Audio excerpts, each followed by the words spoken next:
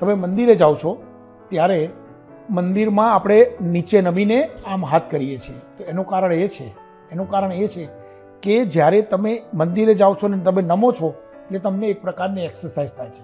આપણે એવું કહેવામાં આવ્યું છે કે મા બાપને પગે લાગો, એટલે સવારમાં ઉઠીને જ્યારે મા બાપને પગે લાગો ત્યારે તમે વળો છો. તમે જ્યારે મંદિરમાં જાઓ છો ત્યારે ઘંટનાદ કરો છો, તો એની જે ધ્વનિ છે એનાથી તમારા જીવનની અંદર પોઝિટિવિટી આવે છે. તમે જે આ માળા કરો છો, આ માળા એ ધર્મ નથી, આ વિજ્ઞાન છે.